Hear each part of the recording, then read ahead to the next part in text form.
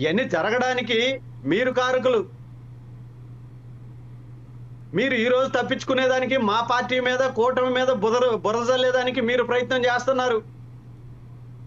లింగమయ్య కుటుంబానికి కూడా నేను ఇంకొకసారి తెలియజేస్తున్నానమ్మా, ఈ జగన్మోహన్ రెడ్డి మోసగాడు, మాయగాడు, ఇతని మాటలు నమ్మబాకండి.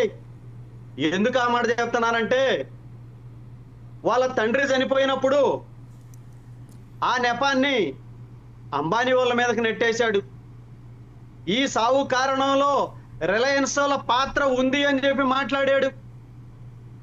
అదే రిలయన్స్ వాళ్ళు రెఫర్ చేసిన పరిమళ నత్వానికి రాజ్యసభ సీటు ఇచ్చాడు.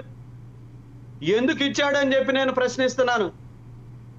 తన బాబాయిని చంపేసి ఎన్ని అల్లికలు అల్లారో సరే, దాని గురించి మాట్లాడితే డిబేట్ ఇంకో పక్క వెళ్ళిపోతుంది. కాబట్టి తన బాబాయిని చంపిన కేసు 5 ఏళ్లు ముఖ్యమంత్రిగా ఉండి తేల్చలేని చేతగాని దద్దమ్మ నాయకుడు ఈ జగన్మోహన్ రెడ్డి. దద్దమ్మ అని చెప్పేసి వాళ్ళ చెల్లెలే ఈ కేసుని పక్క రాష్ట్రానికి తీసుకెళ్లిపోయింది. ఆంధ్ర రాష్ట్రంలో తన బాబాయి కేసుని తేల్చలేని వ్యక్తి ఈ జగన్మోహన్ రెడ్డి. వాళ్ళకి శిక్ష వేయించలేని వ్యక్తి ఈ జగన్మోహన్ రెడ్డి. తన అన్న మీద నమ్మకం లేక పక్క రాష్ట్రానికి వెళ్ళిపోయిందమ్మా వాళ్ళ చెల్లెలు. ఈ రోజు వచ్చి మీకేదో న్యాయం చేస్తానని చెప్పేసి శవాలు చూస్తే వెళ్ళిపోతాడు పాపం ఈ జగన్మోహన్ రెడ్డి గారు. ఎక్కడ శవాలను కనపడనివ్వడు. ఆ శవం కోసం వచ్చాడు తల్లి లింగమయ్య భార్య గారికి నేను మీకు తెలియజేస్తా ఉన్నాను.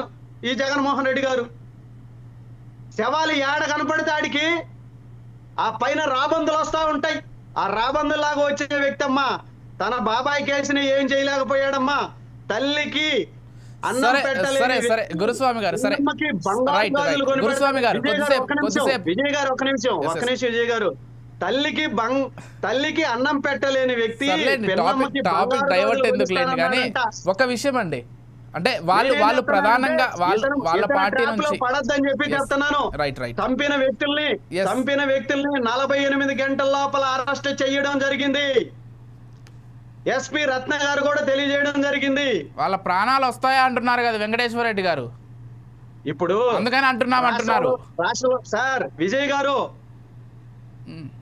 కారంపూడి దగ్గర కంచెర్ల జల్లయ్య గారిని కారంపూడి బ్యాంక్ నుంచి బయటికి వెళ్తుంటే చంపేశారు.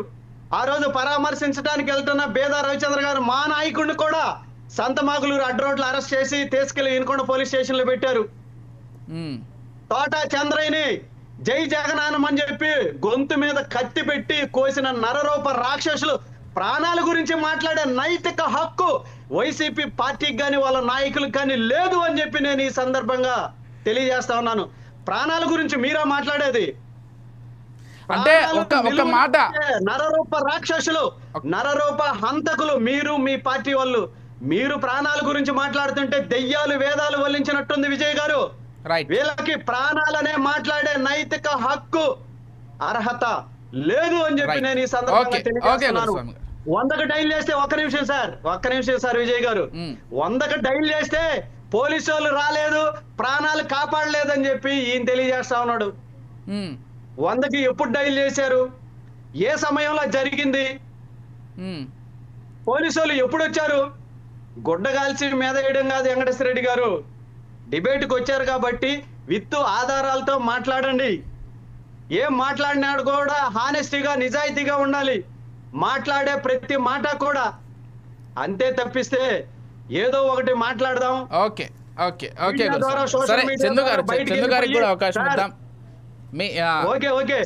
సోషల్ మీడియా ద్వారా, డిబేట్ల ద్వారా, ప్రింట్ మీడియా, ఎలక్ట్రానిక్ మీడియా ద్వారా జనాలకి ఏదో ఒకటి మాయ మాటలు చెప్పి మసిబూసి మారేడుగాయ చేసి ఏదో మాటలు చెప్పాలనే మీ ప్రయత్నాన్ని ఎవరో నమ్మరు.